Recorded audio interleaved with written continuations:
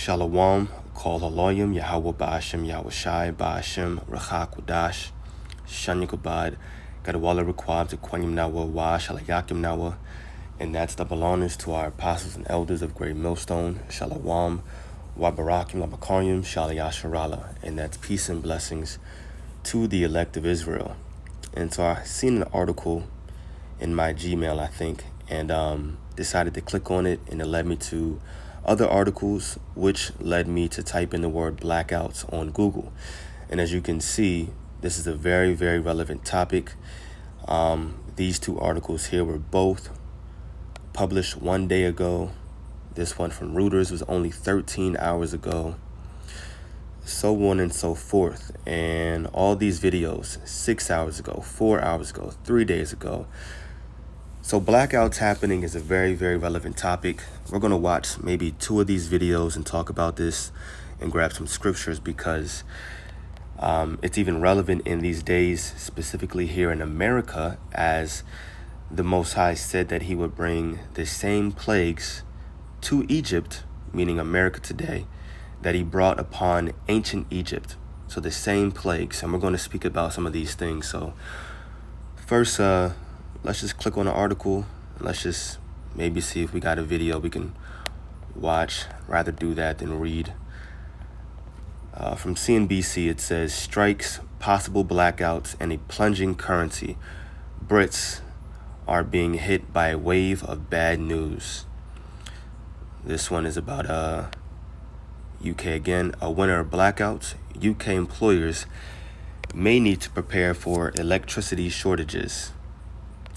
Right, the National Grid has warned that households and firms across Britain could face rolling power cuts of up to 3 hours this winter. This article explores some of the issues for employers to consider ahead of this potential energy emergency. And then, of course, this one dealing with Ukraine, with the war that they're going through with Russia. Ukrainians brace for blackouts, hard winter after Russia pummels power grid. All right, let's go down here and click on maybe 2 of these videos. This may have been the same video that we just clicked on. Find it, try it, paint it, love it. Let me just turn that down. Try it, paint it. Yup, Ukrainians brace for blackouts and hard winter after Russian strikes hit country's energy network. When the power is out, Ukrainian Lyubov Pali plays with her baby in darkness, illuminated by candles and the light on her phone. Families like hers are bracing for a harsh winter after Russian missiles and drones rained on cities across Ukraine this week. The strikes hit power plants and electricity stations, damaging around 30% of the country's energy infrastructure. When this happens, we just play together in bed, laid together. I light the candles and the flashlight on my phone. I couldn't take a shower or bathe my baby because I can't do this in the darkness with a flashlight. Just a small wash. It hasn't influenced his feeding because one light is enough to do this. I breastfeed. It's all good. The 23-year-old's family fled the advancing Russian occupation in the southern Kherson region when she was pregnant and moved to Kyiv in April. She tearily explained that while no part of the country was safe, it had been less scary in the capital than in Moscow-controlled territory. All right, we're going to stop there because I want to get through maybe one more video. But as you can see from the Russian-Ukraine war that's happening right now, the Russian missiles hit the power stations and the electricity grid over there in Ukraine. And of course, this upcoming winter, even right now, they may have to brace for, or they will have to brace for blackouts. Something that could easily happen over here in America when, of course, the popular phrase we like to use, when all hell breaks loose. Let's grab one more video.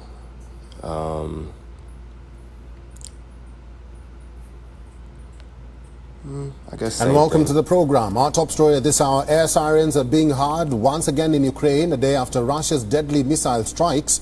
Ukraine has vowed to strengthen its armed forces after Russia launched its biggest aerial assaults on its cities since the beginning of the war. On Monday, Moscow sent over 80 missiles. Ukraine a day after Russia's again. deadly missile strikes. Ukraine has vowed to strengthen its armed forces after Russia launched its biggest aerial assaults on its cities since the beginning of the war.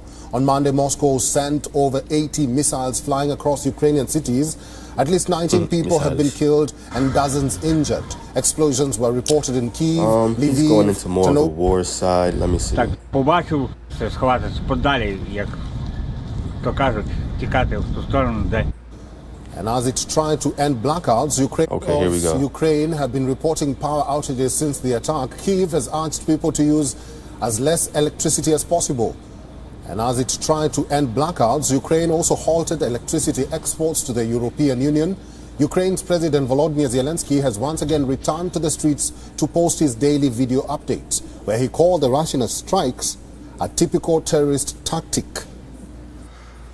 Okay, so basically blackouts because of this Russian missile airstrike.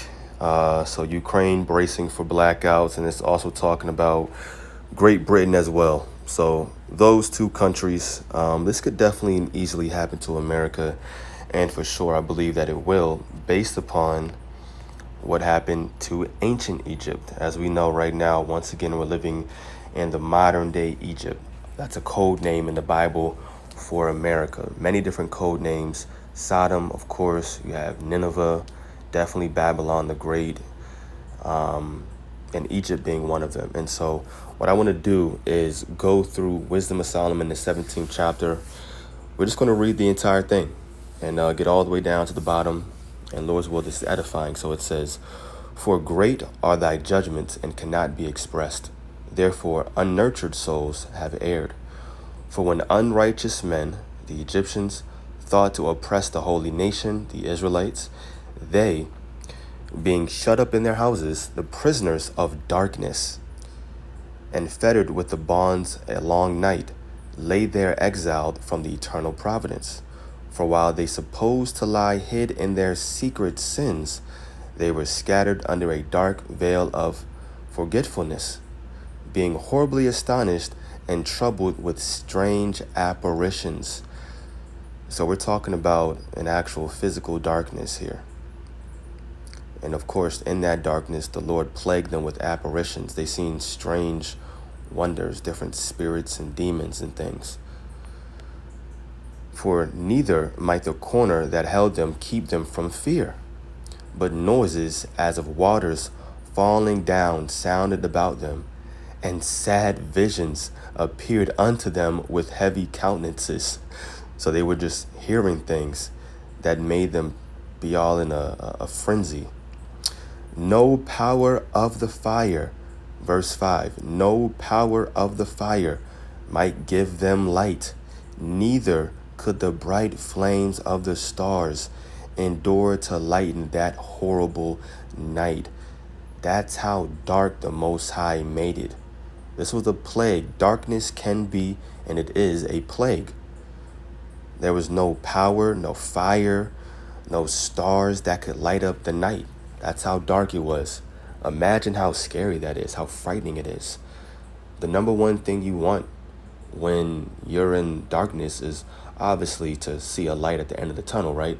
But even then, even if you don't get that, just a comforting hand. But the Most High plagued them in their mind. They were going crazy in that darkness, right? We're going to get to it. It says, verse 6, "Only there appeared unto them a fire kindled of itself, very dreadful. For being much terrified, they thought the things which they saw to be worse than the sight they saw not." So they were going crazy. "As for the illusions of art magic, they were put down, and their vaunting in wisdom was reproved with disgrace. For they that promised to drive away terrors and troubles from a sick soul were sick themselves of fear, worthy to be laughed at." So you had the magicians, you can say, in the ancient Egyptian empire talking about how they can, "I'll help you out, I'll do this, that, and the third" with their magic, but they couldn't do anything. They were struck with fear as well. You know, that plague took them to heart, and it says they were worthy to be laughed at. Verse 9, For though no terrible thing did fear them, yet being scared with beasts that pass by, and hissing of serpents, they did for fear, denying that they saw the air, which could of no side be avoided. For wickedness, condemned by her own witness, is very timorous, and being pressed with conscience always forecasteth grievous things. For fear is nothing else but a betraying of the succours which reason offereth. And of course, when Jacob's trouble comes, and we're going to be in that darkness as well, we're not going to be, and I'll say we should not be, fearful of that day, of that time, if this happens, because no matter what, even though we can't see anything, what do the scriptures say? The just shall walk by faith and not by sight. So it doesn't matter if you can't see anything, if you don't know where you're going, what's around you. It doesn't matter what you hear. We're not supposed to be all terrified. We're supposed, you know what? The Lord got my back. And who knows how he may guide you in that day, give you spiritual powers or something. That's what I believe. That's what we believe. You never know. Verse 13, it says, and the expectation from within, being less, counteth the ignorance more than the cause which bringeth the torment. So they were tormented in their mind just by thinking about the things that could happen. But they sleeping the same sleep that night, which was indeed intolerable, and which came upon them out of the bottoms of inevitable hell. Not a hell where you're just underground and Satan's tormenting you with his stick, with his staff. No, we're talking about a condition that the Most High put them in by this plague of darkness. It was hell, and it was inevitable. They couldn't escape it. It says they were partly vexed with monstrous apparitions, and partly fainted, their heart failing them for a sudden fear. So we're talking about literal heart attacks. Their heart failing them for a sudden fear and not looked for came upon them. So a terrible, crazy, dreadful night. So then whosoever there fell down was straitly kept, shut up in a prison without iron bars, for whether he were husbandman or shepherd or a laborer in the field, he was overtaken and endured that necessity which could not be avoided. Remember, inevitable hell. For they were all bound with one chain of darkness in their mind, and then of course physically, just dark. Whether it were a whistling wind, check this out, whether it were a whistling wind. Now who's scared of a wind? You know, when it's light outside, you're chilling, you're outside, you're at the park, walking around the lake, even you're just going to the store, the wind blows. Okay, cool, right? Whether it were a whistling wind or a melodious noise of birds among the spreading branches. Doesn't that sound calm and peaceful? A melodious noise of birds among the spreading branches. Or check this out. Or a pleasing fall of the water running violently. That violently takes the cake though. But still, water just running. I remember sometimes when I don't do it so much now, but I used to a while ago. If I ever couldn't fall asleep, I would just turn on YouTube like the sound of waterfall, and it would help me out, right? These are supposed to be noises that sound pleasant. They're peaceful, calm. The whistling wind, the melodious noise of birds, pleasing fall of water, right? Running violently. As a matter of fact, that is a waterfall. The pleasing fall of water running violently. That's a waterfall. It says 19, or a terrible sound of stones cast down, or a running that could not be seen of skipping beasts, or a roaring voice of most savage wild beasts, or a rebounding echo from the hollow mountains. These things made them to swoon for fear. So whether it was something actual peaceful, or whether it was like some kind of beast, an animal, right? It says these things made them swoon for fear. Check this out. I looked up the word swoon. Right on Google, swoon. It says faint from extreme emotion. So they were just plagued with that darkness, which how that blackness that the Most High made happen over all of ancient Egypt. And this is something that could easily happen again today in spiritual Egypt, which is America, aka Babylon the Great, aka Sodom, Nineveh, Assyria, all these names in the Bible. Swoon, faint from extreme emotion. So prepare to swoon. Man. It says, verse 20, for the whole world shined with clear light, and none were hindered in their labor. Check that out. For the whole world, the entire rest of the world, shined with clear light, and none were hindered in their labor. Over them only, meaning the Egyptians, over them only was spread in heavy night an image of that darkness, which should afterward receive them, but yet were they unto themselves more grievous than the darkness. Their minds were tormented. The Most High tormented their minds with the darkness. It says, but yet were they unto themselves more grievous than the darkness. So it probably wasn't even much that happened to them in the darkness, but it was a plague that the Most High brought upon their minds and tormented them for the things that they couldn't even see. Just thinking about the possibilities that could happen, it effed them up. Yup, plagues of the mind, crazy. And they're talking about how these blackouts could happen this winter. Who knows if it's going to happen in America this winter, maybe in certain places, who knows, but definitely the talk is Ukraine right now and Great Britain.